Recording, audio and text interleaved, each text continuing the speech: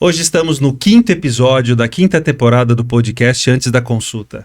João, e hoje nós temos um super convidado. Mas antes eu queria que você lembrasse dos nossos patrocinadores. Claro, vamos agradecer os nossos patrocinadores, Padre Albino Saúde, Mercavejo e Laboratório Santa Rita.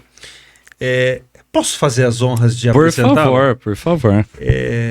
Esse nosso convidado de hoje é um grande amigo, meu colega de turma. É o segundo colega de turma que a gente traz aqui, né? Pois é. Um foi o Fábio Gavas e agora esse médico do trabalho e cardiologista, E ele é famoso, Reinaldo. hein? Famoso. Famoso, né? Mas ele tem muita história, cara. É que a gente não pode contar, mas tem um arsenal de história fantástico. Reinaldo, seja muito bem-vindo ao podcast Antes da Consulta. Nós nos sentimos extremamente lisonjeados com a sua presença. Cara com uma agenda super complexa, super difícil, mas que achou uma brechinha para nos visitar. Seja bem-vindo. Cara, perfeito aqui. Eu que me sinto privilegiado com vocês, de estar aqui, os amigos, né? Mala, João e Dr. Eduardo Malaquias, perdão. Perdão. E assim... E aqui nós estamos dentro da FAMECA, dentro da nossa faculdade, dentro da nossa história, e podendo trazer um pouquinho das nossas pós-graduações, né? Para esse grande programa aqui, que antes da consulta, e vamos para cima. Com certeza. Muito bem. Vou iniciar? Você vai me dar ação? Sim. Então vamos lá. Reinaldo, aqui a gente procura trazer vários temas, né, coisas diferentes para nossa audiência aprender, ganhar conteúdo. E a sua área é uma área diferente, né? Muitas pessoas não entendem bem o que você faz. Exatamente. Então a primeira pergunta que eu te trago, o que faz um médico do trabalho? Pois é, bem explicado. Porque que o médico do trabalho faz? Ele dá trabalho, dá trabalho, Então, o médico do trabalho, na verdade, ele fica entre o empregador e o empregado, né? O empregado. E nós ficamos, eu sempre falo, ele fica azeitando, não é ajeitando, é azeitando as relações, né, trabalhistas dentro da empresa. Muita gente fala de uma maneira simplista, né? Que seria o quê? Seria uma forma de você prevenir, né, os acidentes, enfim, mas na verdade é muito mais complexo que isso, né? Hoje nós trabalhamos com 38 NR, normas regulamentadoras do trabalho, né, e a gente tem que ficar dentro desses trilhos, né?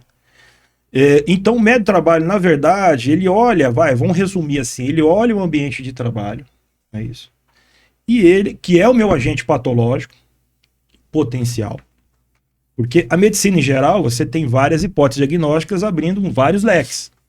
Mas o ambiente de trabalho, não. O ambiente de trabalho, o que tem nesse ambiente de trabalho? Não é isso? Iluminação, ruído, sons excessivos, irradiações, enfim. Então eu vou vasculhar o ambiente de trabalho e fazer com que esse ambiente de trabalho seja o melhor possível, o menos agressivo possível, do ponto de vista mental e do ponto de vista físico, para que o trabalhador, né, fique confortável no ambiente de trabalho, né? Então, na verdade, eu sou um médico nexialista. Eu procuro o nexo, se tem nexo de causa ou se tem nexo de agressão ao colaborador.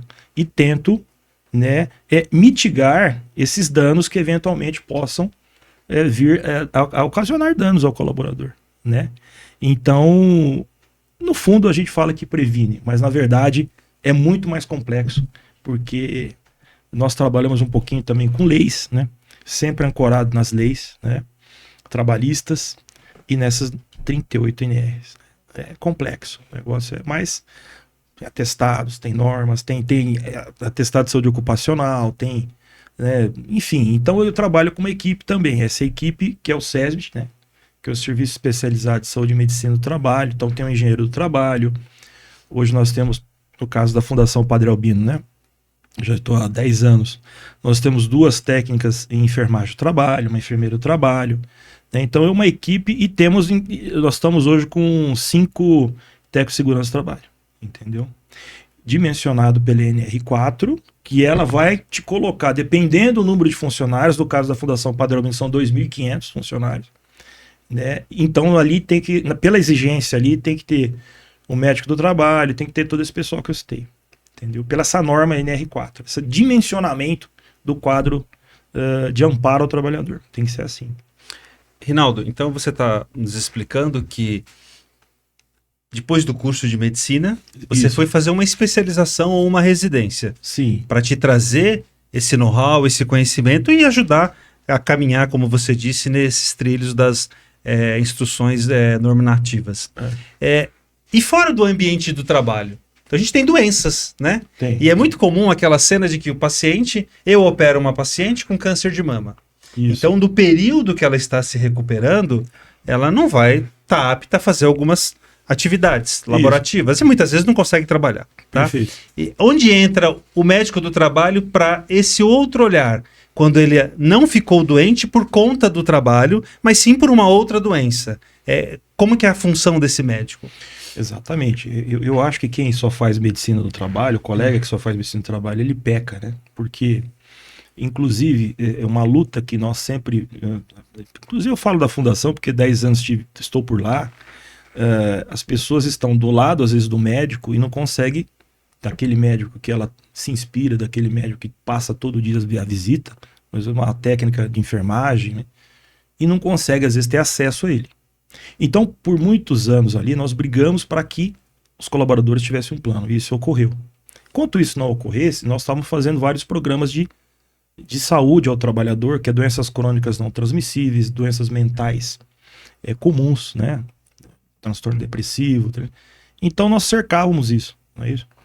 Agora, como eles têm plano, conseguimos o plano de saúde para o colaborador, ele consegue ter acesso ao médico. Isso é muito importante que nós conseguimos da fundação. Agora, veja só, essa pessoa que é submetida a um tratamento que não é laboral, que não tem causa laboral, então ela vai ser amparada pelo médico assistente. O médico assistente vai dizer qual é o período de convalescência, de afastamento que essa pessoa vai ter que ter. Até 15 dias, ela não vai ter que ir para o INSS, né, porque a pessoa, geralmente o trabalhador é segurado do INSS, então ele não, até 15 dias, ele pode ficar afastado, né, se é isso que você pergunta.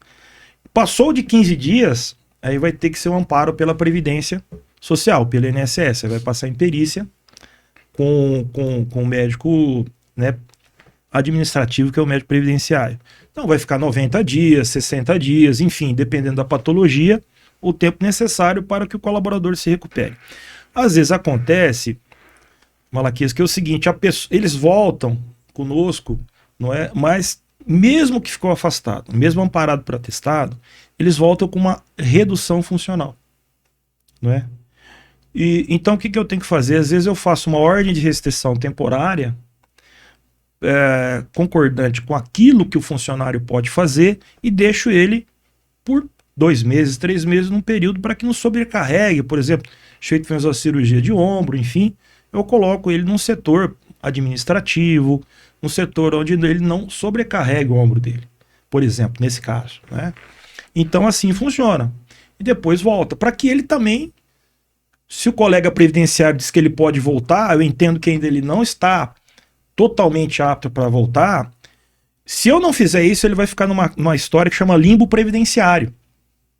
Por quê? Porque se eu disser que eu entendo que ele não pode trabalhar na empresa e o colega previdenciário, médico previdenciário, dizer que pode, dizer que ele está apto, ele vai ficar sem receber da empresa, porque a empresa não vai reconhecer o trabalho dele, e o INSS não vai pagar porque o INSS acha que ele está apto.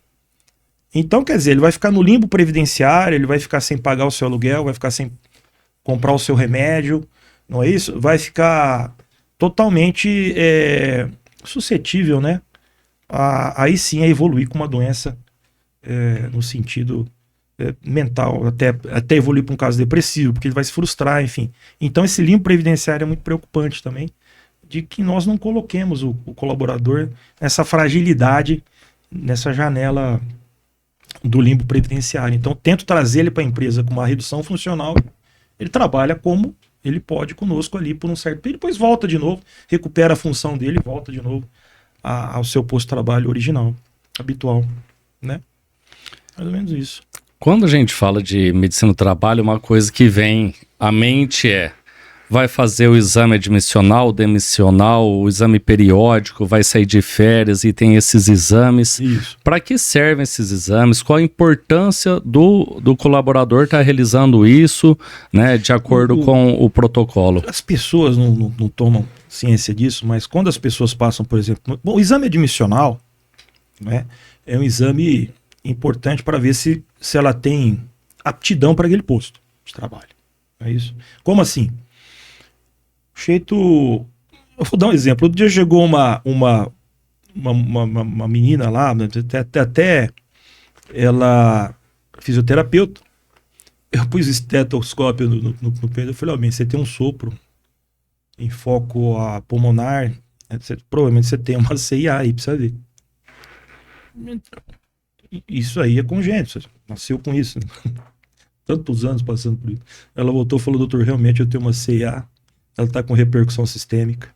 Eu vou ter que operar. Eu acho que nesses 25 anos de medicina, eu mandei mais ou menos umas 20 a 30 pessoas para cirurgia cardíaca. Só pelo esteto, costal esteto, lógico, também fiz cardiologia, mas assim, olha como é importante se você... Agora eu vejo que os colegas têm que fazer o seguinte, propedeuticamente, certo? Porque chega a pessoa, já deito ela lá, faço manobra de Laseg, vejo se tem compressão radicular, de Faber, e vejo como é que tá o quadril, como é que tá o joelho, tá certo? Vejo como é que tá a manobra de Job, os ombros. Então, quer dizer, daquilo ali eu tiro muito. Você imagina um vigia que tem um problema de joelho, problema de quadril, ficar ali 8 horas ali andando no admissional, quer dizer, vai ser daqui 3 meses, esse rapaz, esse colaborador vai estar apresentando algum problema que vai, de forma ou outra, comprometer a equipe, né, enfim, como a ANANT, que é a Associação Nacional de Medicina do Trabalho, nos recomenda que nós também poupemos, para que isso não aconteça também com a empresa. Eu tenho que também poupar a empresa disso. Então eu disse assim para ele, não, infelizmente aqui não vai ter vez agora, se surgir uma nova vaga nós te chamamos, nós temos que ter essa... E o periódico, como você perguntou, né, o admissional isso, e o periódico, existe várias perguntas. Então você tem dor aqui, ali, acolá, enfim. Então no fundo, na hora que eu olho o periódico, e as pessoas palpitam ali também, eu olho e falo, mas por que você está com dor aqui? O que está acontecendo? Ela me traz muitas informações do posto de trabalho. Então isso acaba me ajudando muito. Eu comunico o GAT, né, que é o Grupo de Apoio ao Trabalho, educador físico, no caso nosso lá o Rodrigo. Rodrigo, dá um pulinho lá, vê para mim o que está acontecendo no posto de trabalho, por que essa pessoa está com dor lá? O que está acontecendo lá com o mobiliário? Será que tem que aumentar as cadeiras? Né? O nível o nível do computador, enfim. Então, nós pedimos para que seja adequada, uma nova adequação ao posto de trabalho. Então, eu vejo muita coisa, né, ali no periódico, né? E então as pessoas falam, pô, vou ter que passar com o doutor, fazer o periódico, mas é muito importante. E também, alguns postos de trabalho, o que acontece? Você tem que fazer uma avaliação, por exemplo, a gente pede geralmente para o pessoal da enfermagem, hemograma completo, o anti-HCV e o anti-HBS, tá? Se a pessoa tem um anti-HBS positivo, eu já não vou pedir mais porque ela vai ficar com uma memória imunológica de 20 anos contra a hepatite B. Então já não peço mais. Então peço hemograma e anti-HCV. Então, quer dizer, nós também fazemos estudos laboratoriais do colaborador. Sujeito trabalha numa área química, por exemplo, no laboratório de patologia. Então eu vou pedindo exames também que possam, TGO, TGP, para mostrar se tem algum componente químico que está, né, sobrecarregando o organismo do colaborador, né? E eu acho muito interessante porque também nós vamos fazendo um controle, né, metabólico ali e laboratorial do colaborador. Não é uma receita de bolo, isso aí vai variar de acordo com a exposição, do tipo de trabalho de cada um. Tipo de trabalho de cada um, né?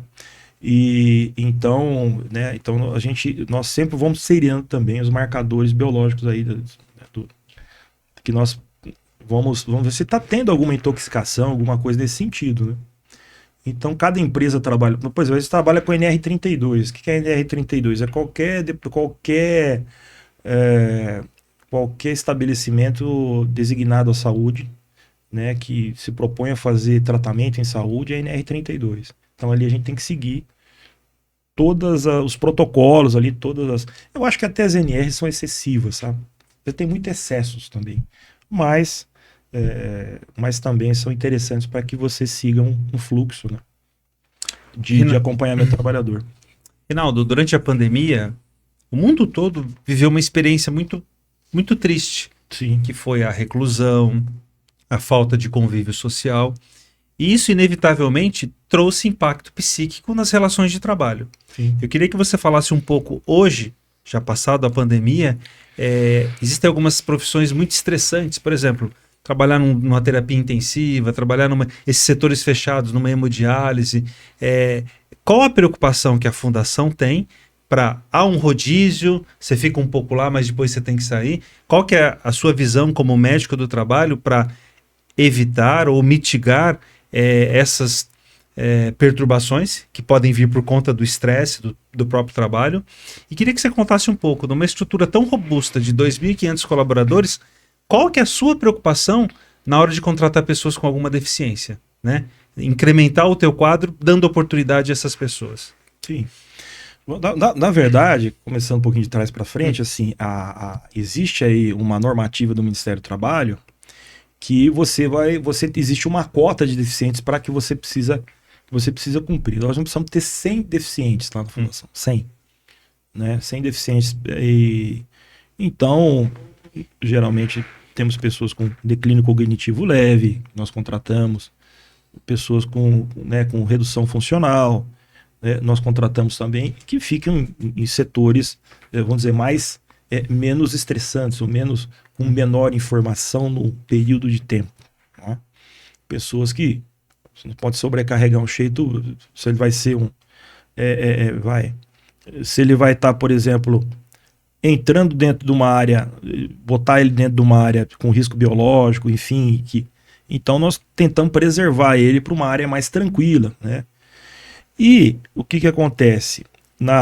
Voltando então na pandemia, né? O que acontece? A pandemia foi uma curva um ponto fora da curva, né?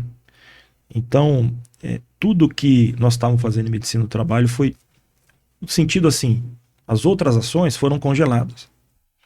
E a gente focou de uma maneira extrema a proteção do colaborador. Por exemplo, tinha colaboradores, Eduardo, que trocavam de aventais, 12 trocas de aventais, né? Ia tratar o paciente que estava na unidade de terapia intensiva, tal, tinha que fazer de 8 a 12 trocas de roupa por período, né? Então nós corremos atrás de comprar luva, de comprar máscaras, paramos o centro cirúrgico ali do Hospital Emílio Carlos. Então a Renata Rocha, que estava na administração, comprou 15, mais em torno de 15 respiradores, entendeu? A R$50 mil cada um. E o governo então disse que ia pagar depois, mas a fundação já entrou de sola e comprou os respiradores. A gente tentava, claro que você tenta manter aquele mesmo pessoal ali no covidário, né? Seria o que falavam covidário, né? Mas assim, foi um ponto fora da curva. Então a preocupação nossa imensa foi de protegê-los a todo, sabe, com máscara, face shield, que era aquela máscara face shield, com EPIs demasiadamente chegavam a todo momento, às vezes acabava o EPI, máscara você não achava, você entendeu? Então o pessoal do compras tinha que ficar ligando no Rio Grande do Sul, ficava ligando, sabe, em São Paulo, tudo, mas o foco todo nosso foi em realmente amparar o trabalhador com proteção. Pessoal, atestado, por exemplo, né, João, que você perguntou, o pessoal entregava fazia a entrega por WhatsApp, entendeu? O atestado, tirava foto, mandava, entendeu? Para evitar o contato social, o contato físico ali, próximo ali, que realmente era 1 metro, né? Enfim. Mas a preocupação da fundação, Eduardo, foi sempre de proteger os colaboradores, sempre. E de aumentar o número de leitos para atender a população da região também. Foi muito importante isso aí. Mas realmente foi terrível. A gente focou só nisso. Congelamos em proteger, em fazer ações para os colaboradores, mas foi bem desgastante porque os insumos eram muito procurados e a gente acabava que não, às vezes não encontrando em um local, pagava mais caro, né? O pessoal começou a cobrar ágio ali, enfim, terrível, né? E eu nunca abri tanto comunicado de acidente de trabalho na minha vida quanto eu abri aquela época, porque se você entender que o pessoal estava exposto de uma maneira, né? Você fala, é uma doença endêmica. Tá, a dengue, por exemplo. A dengue é uma doença endêmica. Agora, eu não sei se eu contraí a dengue na minha casa ou no posto de trabalho. Agora, quando eu coloco colaboradores para atender especificamente num covidário, as pessoas que são triadas ali, então elas já são expostas em grau máximo. Em 40% eu tenho que majorar em 40% a percepção do adicional de salubridade. E as pessoas que eram acometidas por Covid, eu abri CAT. Nunca abri tanto comunicado de acidente de trabalho pensando em alguma repercussão próxima, alguma coisa nesse sentido. Entendeu? Foi estressante. Um ponto fora da curva. Foi um período muito difícil. Difícil, muito. né? Difícil. E você tocou no assunto aí agora que eu queria explorar. Nós tivemos há alguns anos a reforma da Previdência, mudança das idades para aposentadoria, tempo de colaboração e tudo mais. Quando a gente fala de insalubridade, quando a gente fala de periculosidade, qual a diferença entre os dois? O que muda para o colaborador em relação à aposentadoria? Vamos lá. Então, o que é insalubridade? É o risco à saúde do colaborador. É o risco à saúde. E o que é periculosidade? É o risco de morte do colaborador. A periculosidade. Dá um exemplo, tá? Cheio trabalha em um posto de gasolina. O que ele tem? O adicional de periculosidade. Por quê? Se explodir o posto, já era. Cheio trabalha trabalhando com energia elétrica. Pôs a mão indevidamente em algum fio elétrico, bum, morreu. Não é isso? Então, isso aí é um perigo à vida. Periculosidade é um perigo à vida. Insalubridade é um risco à saúde. Hoje, assim, cada 4 anos, o pessoal ganha um ano a mais, né? Agrega um ano a mais para futura aposentadoria. E tem também as aposentadorias especiais. Se o INSS reconhecer a aposentadoria especial, a pessoa tem que parar, lógico, que trabalhar, enfim, só que tem uma majoração do salário dela e ela tem que parar. Eu não sei te falar pontualmente em termos de valores, sim, né? sim. Mas assim, ela tem que parar de trabalhar, enfim. Porque... Mas no tempo existe uma redução. Redução tem, porque cada 4... Nós mesmos, médicos, né? Nós temos insalubridade em grau médio, né? Se nós trabalharmos um local, por exemplo, em doenças infecto-contagiosas, isso já aumenta em 40% a percepção do adicional de insalubridade, né? Do valor do salário. Do valor do salário. Se eu estiver no local, por exemplo, que não são doenças infecto-contagiosas, né? Locais, trauma, qualquer local do hospital, eu vou ter percepção de 20% sobre o salário que eu recebo a mais, né? Por mês ali, né? Um adicional, né? Por entender que aquele trabalho, enfim, pode me ocasionar um risco de saúde, né? Um agravamento de saúde, enfim, né? Eu não sei, tem algumas coisas também que eu falo que às vezes a medicina além é um pouco excessiva. Quer dizer, no último governo da Dilma Rousseff, ela lançou uma lei que gestante tem que ser realocada para o setor salubre. Eu não sei, né? Vocês como médico também, eu sempre trabalhei com gestante no hospital, as gestantes trabalhando no hospital, qual que é a opinião do Eduardo. Nunca vi ninguém se adoecer. Porque são dados EPIs, luvas, máscaras, enfim, aventais, né? Você imagina uma empresa, João, que tem três trabalhadores que trabalham perto de um forno a lenha. E as três são acometidas, as três estão gestantes. Para onde que esse empregador, essa empresa de pizzaria, vai colocar essas 3 gestantes? Ele tem que botar no seu administrativo. Mas como é que ele vai tirar as 3 pizzaiolas, por exemplo, ali para a área administrativa? Então, são algumas coisas que eu aceito porque é lei, mas não concordo. Nós temos, em média, 40 gestantes por ano na Fundação Padre Hermínio. Elas têm que ser realocadas. Nós temos campo para fazer isso. Nós temos, lógico, a fundação é grande, mas assim, as 40 tem que sair do posto de trabalho de enfermagem.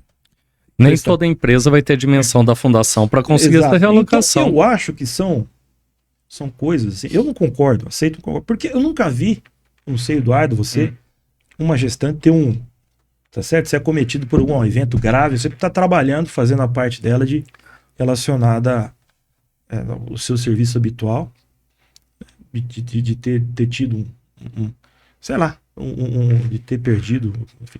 Então até isso também, entendeu? Tem essas coisas da lei que você às vezes acaba que obedecendo, mas não entende, né? Às vezes atrapalha um pouco o empregador também, entendeu? Mas nós obedecemos, é claro, e fazemos. Tem empresas que não obedecem, mas nós obedecemos e fazemos tranquilamente. Eu quero explorar um pouquinho a tua visão do mundo litigioso. Então eu queria que você contasse para a nossa audiência qual realmente é a importância de um atestado médico. A gente aprende que atestado médico é um documento de fé pública, né? Sim. Então, estive em consulta de tal hora a tal hora. Parece que isso é uma verdade universal. E é claro que tanto o paciente quanto o médico muitas vezes se aproveitam disso. Então, esse é o primeiro ponto.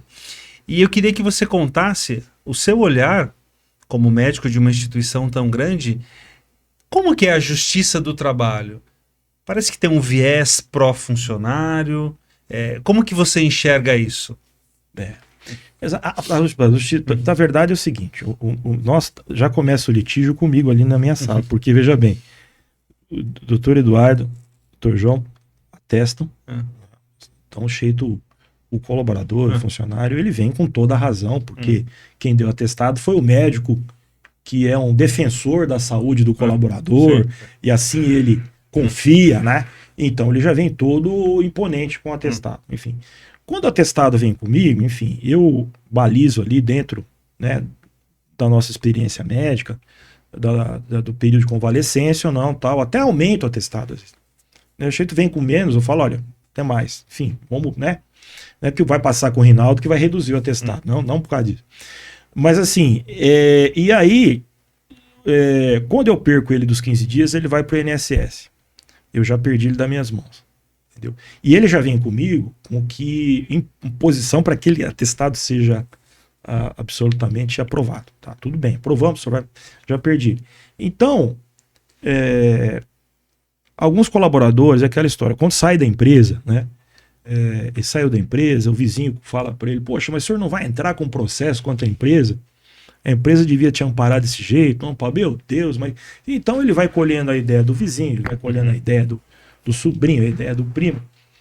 E aí, ele entra na esfera trabalhista, não é? A esfera trabalhista, ela vai amparar o hipossuficiente. O que é o hipossuficiente? É a pessoa que ganha menos de 2 salários do teto da Previdência. O teto da Previdência hoje é quanto? Será? 5 mil, 6 mil? O teto da Previdência? Sim, por aí. Então, quem ganha menos de 12 mil é hipossuficiente. Ou seja, a maioria da população já é hipossuficiente, por si só, numericamente falando, né?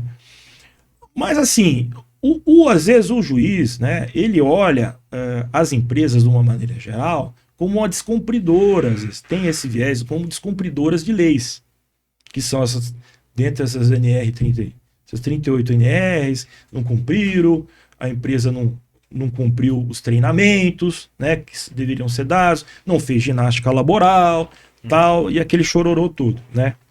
Então, às vezes o juiz, ele nivela todo mundo, Eduardo, pelos piores. Então eu vejo que nós hoje da Fundação temos uma luta insana para melhorar o posto de trabalho. É lógico que tem algumas empresas que não pensam assim, né? Tem algumas empresas que realmente querem tirar o máximo do colaborador e não retornam nada a ele. Não é isso? Então, o juiz, de uma maneira geral, pela essa questão dos hipossuficientes, tal, ele nivela e talvez ele julga pelos Ou seja, os bons pagam pelos ruins, vamos dizer assim, mais ou menos num jargão, vai. Então o juiz tende geralmente, às vezes, realmente a acatar, né? Acatar os reclames do colaborador, ou seja, do ex-colaborador, né? Que então entra no litígio, entra numa briga jurídica, tá certo? Ou seja, com a fundação ou com qualquer outra empresa, né? Mas eu vejo que a esfera trabalhista ela tem realmente um olhar diferente com relação, como você mesmo disse, com relação ao trabalhador. Atualmente, recentemente, eu entrei como perito agora da esfera trabalho. E eu vejo isso, mas assim, eu tento ser honesto. Existe realmente empresas que não cumprem as normas, né? Mas eu acho que existe esse olhar que você falou, realmente é um olhar mais hipossuficiente e de uma maneira não segregada, né? Pô, quem é que é a fundação? A Fundação Padre Albino, mais de 50 e poucos anos, o Padre Albino, certo? Então, às vezes não olha esse lado essa luta diária que nós fazemos para melhorar. E tem algumas que não fazem. Então nós somos meio que nivelados por baixo, vamos dizer assim. Né? E tem esse olhar. Entendeu? Quando você falava aí, eu fiquei pensando em uma coisa, de uma dúvida que eu tenho, porque assim, na nossa prática clínica, eu, você, o Eduardo, a gente tá lá, o paciente chega, o senhor dá o atestado? Quando ele fala o atestado, ele generaliza uma situação, porque para mim o atestado é aquele papel que eu tô demonstrando que aquele paciente ele está incapacitado de trabalhar. E aí eu tenho que colocar um CID, né, que é um código que justifica. E eu vou falar disso aí. E é interessante, você falou, é interessante. Aí entra a parte, fala, não, você não tem motivos para se afastar, mas eu posso declarar que você esteve em consulta de tal hora a tal hora. E muitas vezes eu escuto do paciente dizendo, isso aí não adianta porque a minha empresa não aceita. O senhor põe CID? Eu falo, mas a declaração de comparecimento eu não preciso pôr CID, teórico, eu nunca ponho, né? Exato. Então, assim, a diferença entre esses documentos, o que é aceito, o que não é. O que o médico deve fazer. Isso, o que o médico deve conduzir. Na verdade, assim, o que o médico... Boa pergunta, interessantíssimo que vocês fizeram agora. Na verdade, assim, ó, o CID, né, se o colaborador quiser, ele tem a razão dele. Não pode, o CID, tá? Mas quando o colega coloca o CID, ele me ajuda muito, não é isso? Porque ele já vem com um diagnóstico triado pelo especialista, e isso me ajuda muito, inclusive lá na esfera previdenciária, porque ele vai ter que, se esse atestado for evoluindo, né? E outro detalhe aqui que eu quero falar, as pessoas não se atentam para isso. Vamos dar um exemplo aqui. Dia 1º de janeiro, o Cheito pegou 10 dias. Ele voltou a trabalhar. Aí ele se afasta mais 5 dias. Então ele já tem 10 ali do dia 1º de janeiro. Já tem 10 dias. Mesmo que ele voltou a trabalhar, durante os 60 dias, aquele atestado daquela patologia fica valendo cumulativamente. Entendeu? Então tem 10, voltou a trabalhar, fala, mas eu voltei a trabalhar. Não. Ele teve mais 5, são 15. Então, isso aí, inclusive, nos ajuda. Então, o CID, quando o colega médico coloca, me ajuda muito, porque aí nós sabemos se a patologia é oriunda do mesmo processo originário que foi se formando. Então, quer dizer, ele vai... Aí, deu mais 10 dias. Então, tem 5 dias para que você entre na Previdência tal. Né, na Previdência Social, entra lá na perícia médica do INSS. Então, o CID nos ajuda muito. Eu pediria para que os colegas colocassem CID. Isso nos ajuda muito. Inclusive, para depois nos deslinde da entrada na Previdência. Mas informar o CID? Informar o CID, desde com a autorização do paciente. A Lei Geral de Proteção de Dados agora... Perfeito. Agora, se o paciente não falar, eu não autorizo o CID, é um direito dele. O Eduardo tem razão. Aí ele vai vir comigo, eu vou dizer, olha, nós precisamos abrir o jogo aqui para ver o que você tem. Que você precisa ir para o INSS. E o INSS vai lhe cobrar o teu CID porque você vai ter que ficar afastado e você é um segurado do INSS. Então você tem que falar para ele o que você tem. E para mim, eu tenho que saber o que você tem, porque nós precisamos lançar também tá certo? Por tal do e-social. certo? Porque agora também nós temos o tal do e-social. O que é o e-social? O e-social é uma plataforma, é o T-Rex, a gente fala, tem lá em Brasília, que é um baita de um computador lá de 1 tonelada que tem lá para pegar todos os dados de todas as empresas do Brasil. Então, todas as empresas do Brasil diuturnamente estão lançando informações dos empregados, se tem férias, tem 13º, se foi pago, se não foi pago, se tem atestado, quantos dias tem de atestado. Olha, é uma coisa... olha, você precisa ver, o e-social pro governo é uma forma de ele... E outra coisa, quando vem uma multa de Brasília, você esquece, para você depois... né? Então... Por isso que nós temos que fazer tudo certinho, mas hoje o e-social é uma integração de todas as empresas do Brasil inteiro num computador em Brasília, não é isso? Que vai notificando todos os acontecimentos das empresas. Então, o governo cada vez mais ele vai apertando, e cada vez mais o governo, sem ter um auditor, olha que interessante, porque ele não precisa ter ninguém para ir na empresa. Ele sabe o que a empresa está fazendo. Isso aí está se apertando. Ele sabe. Entendeu? Então o governo, de uma maneira inteligente, tá? Para ele arrecadar mais também, né? Tem esse e-social. Não é isso? Então, esse atestado, voltando ao atestado, ele voltou comigo, eu vou ter que tirar dele qual é o CID dele, ou eu vou ter que falar para a Previdência. Entendeu? Eu vou ter que falar para a Previdência. Alguém tem que saber. Para que doença ele vai... Porque nós temos um período de entendimento. Nosologicamente, o que é a nosologia? É o tempo que aquilo vai se resolver. Eu tenho que ter um nexo nosológico. Eu tenho que saber, inclusive se foi do trabalho ou não, né? Nós precisamos. Então, uma hora vai ter que sair o CID, né? Mas se o colaborador, o paciente disser que não é para pôr o CID, ele tem todo o direito dele por lei. Não é isso? Mas se ele concordar, coloca, concordo, acabou. Perfeito. Não é? E o Conselho Federal de Medicina, ele me dá tributos para que eu avalie o atestado. Isso está lá, é lei também. Não é eu que estou sendo inventando que eu vou ser um avaliador do atestado. O médico da empresa pode avaliar o atestado que chegue a ele e tal, enfim, então isso pode também. Entendeu? Tá, mas aproveitando a pergunta do João, eu atendo de manhã. Então, a Dona Maria, ela trabalha numa unidade da Fundação em Santa Adélia. Tá. E ela vai com um transporte. Só que para passar na minha consulta, ela perdeu o transporte. Eu, como médico, 10 da manhã acabou a consulta dela. Eu, como médico, sou obrigado a dar atestado do dia inteiro ou do período que ela chegou, o período que ela foi embora, e essa falta ao trabalho, já que ela não tem o transporte, fica a cargo de quem? Exatamente. Aí existe uma responsabilidade. Primeiro, você pode perfeitamente dar o horário que ela teve com você. Sim. Entendeu? E hoje na Fundação Padre Albino, esse atestado tem que ser entregue em 24 horas. E, né, nós já estipulamos isso há muito tempo. Depois da pandemia, isso se afrouxou um pouco. E voltamos de novo nas 24 horas, porque a pandemia, como disse, tinha que mandar.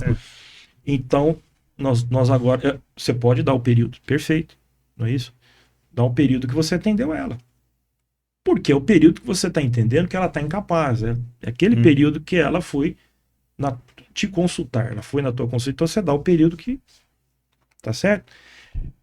Agora, depois ela pode passar comigo, eu converso com ela, enfim, aí eu posso arredondar esse atestado, a gente pode entender que, né, mas vá com o médico de trabalho e depois fala, passa com o teu médico de trabalho, ele vai te conversar contigo, enfim, nós vamos conversar e podemos até... Ela tem banco de horas, pode ser que tem banco de horas, mas tem muita gente que às vezes tem desconto em banco de horas também, né, ele tem, entendeu? Para não ir para a Previdência, nós pegamos o banco de hora da pessoa, né, que ela fez horas extras, ao invés de, doutor, não quero ir para a Previdência. Ela pode usar o banco de horas para se afastar, é um direito dela também. Entendeu? Direito dela também. E tem uma coisa que é muito relativa, né? Por exemplo, eu e o Eduardo, nós vamos atender o mesmo paciente. O paciente com uma jaqueca, uma gastroenterocolite. Tá. Eu avalio, eu falo, vou te dar o atestado de hoje. O Eduardo pode avaliar e falar, vou te afastar por 3 dias. Nós não temos algo muito pronto em relação a isso, né? Na própria graduação, não nos é passado, olha, para isso até tantos dias, qual seria o melhor período, porque é algo que é uma dúvida mesmo, né? Eu acho que isso aí deveria ser mais discutido até na própria formação do médico. Deveria. E nós ficamos, assim, agora eu estou vendo que os atestados de Covid estão sendo com 5 dias. Você já vem com a azitromicina, são 5 dias. Tá mais definido, né? Antigamente, ainda na pandemia, João, que não sabia o que fazia. Que era 14. Cada época era uma coisa, né? Melhorar, 14, melhorou o sintoma, vamos voltar. Você lembra? Né? Então, realmente existe agora eu vejo que estão com uma mania, sempre tem uma mania, muda, né? Uma época. Agora, o dentista ele quer dar 4 dias, arrancou 2 dentes, são 4 dias agora. Olha que virou essa mania. Sempre tem algumas coisas que aparecem de né? Novo rompante. Então, o que eu acho? Nós, por exemplo, hoje melhorou muito. Apendicite, por exemplo, você faz uma cirurgia de apêndice, tá tudo bem, né? Não supurou, não teve uma evolução maior, 15 dias. Acho que eu fiquei 15 dias em casa. Por exemplo, conjuntivite 5 dias, eu falo, pessoal, 5 dias, tal, enfim. E então nós vamos mais ou menos balizando, né, conforme as mudanças também, porque antigamente era céu aberto, fazer um apendicite a céu aberto. Hoje não, hoje você faz por vídeo, né? Então, quer dizer, a lesão na parede muscular abdominal é pequena, o trauma é menor, então você volta mais rápido, né? Então isso também vai mudando também, né, João? Conforme também a evolução da medicina, né? Exato. Então também não tem uma forma, né, assim. Não tem uma regra ali pronta, né? Eu até tentei, de uma maneira, colocar assim, fazer uma tabela. Uma tabela, mas isso é muito... Gessar muito. Você pode ter uma ideia, mas gessar muito, né? Isso aí, às vezes a pessoa volta pior, não é? Então, acaba vindo... Então, não tem uma fórmula muito precisa disso, né, João? Para as doenças psiquiátricas, qual que é o grande desafio? Exatamente. Na quantificação de dias. Foi uma pergunta interessante isso aí que você fez, porque a doença mental aumentou muito, né? Se você pegar um histórico da Previdência Social, Eduardo, de 2002 até 2014 aumentaram 2.000%. Porque se você entender o seguinte, o que leva uma doença mental, no sentido assim, a população em si, o nível intelectual, enfim, se você, ou o posto de trabalho, vamos dizer do posto de trabalho, se você tem uma frequência enorme, né, de informações complexas para ser resolvido em curto espaço de tempo, esse cara vai ficar doente. Esse colaborador vai ficar doente.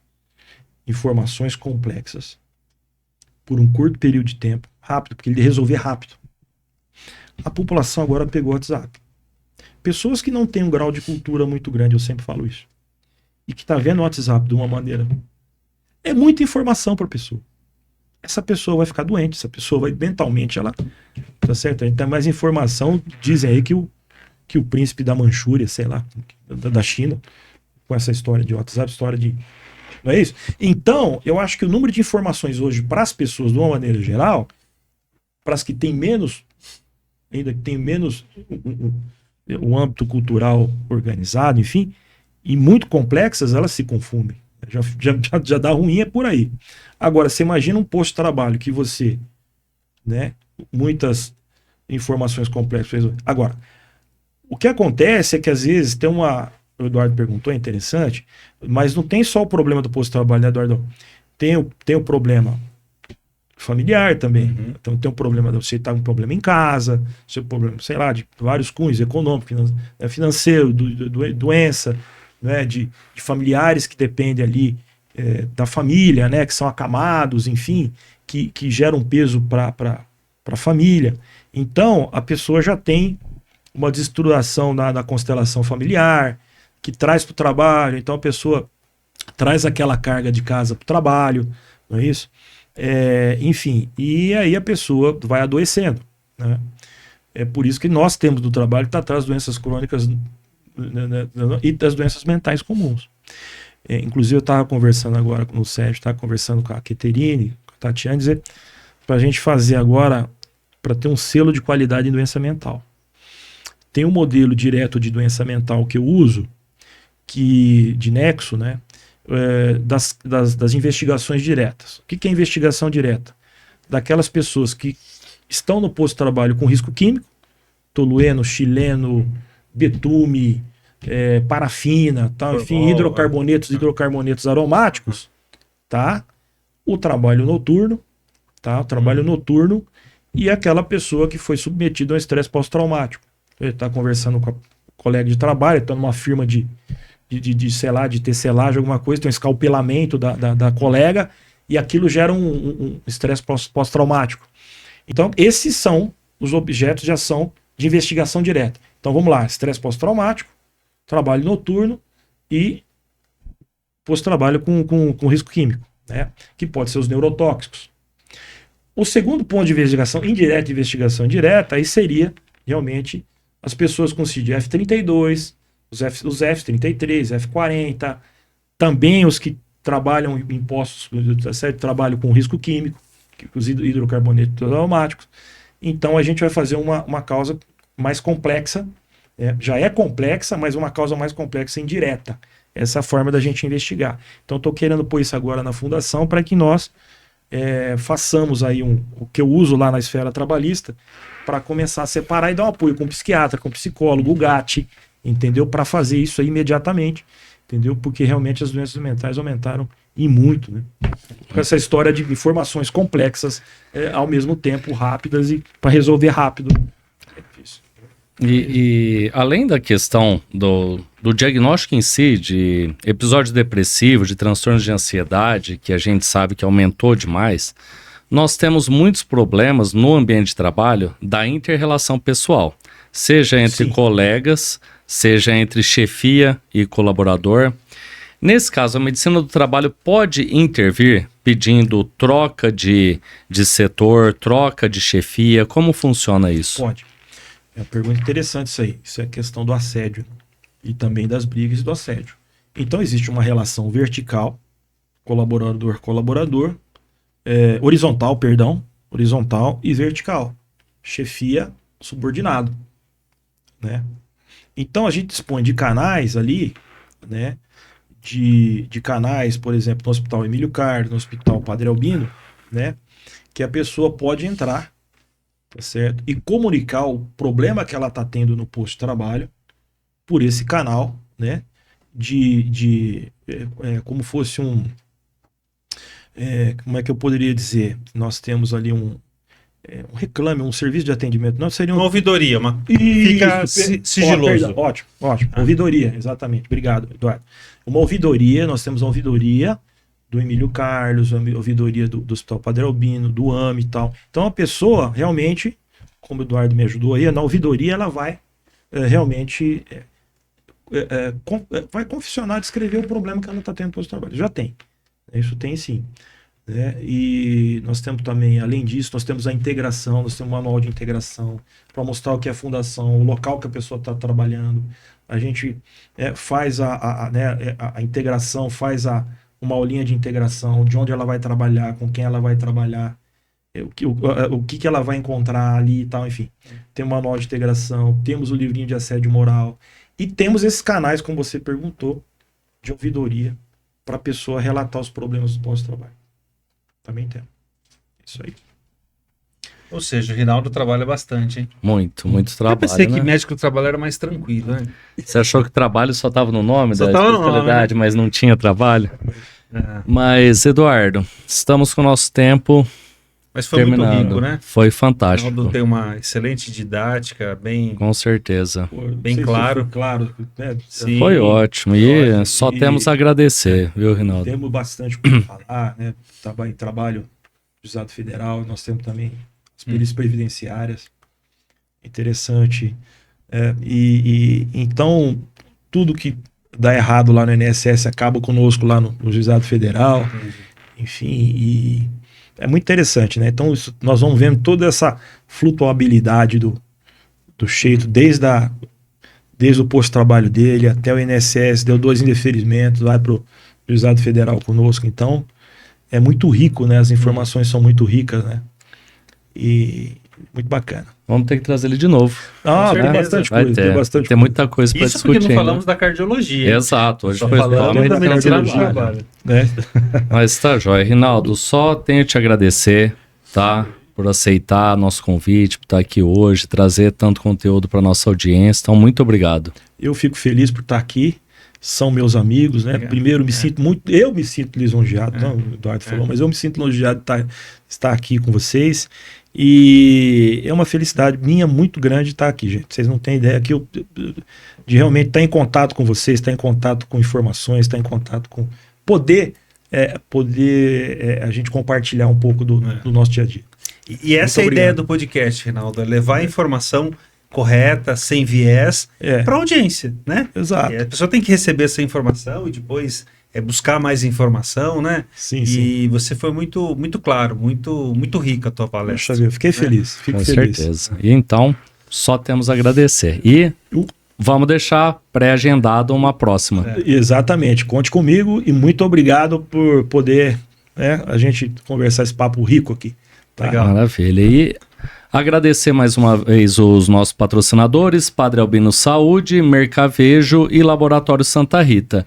Eduardo, convoca a nossa audiência para também visitar o nosso site.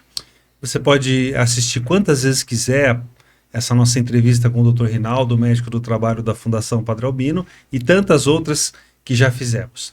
É só acessar o www.podcastantesdaconsulta.com. Lá você tem acesso ao Spotify, YouTube, Instagram e Facebook. É isso aí, pessoal. Muito obrigado mais uma vez pela audiência e até a próxima. Um abraço. Tchau, tchau. Tchau, tchau, abraço.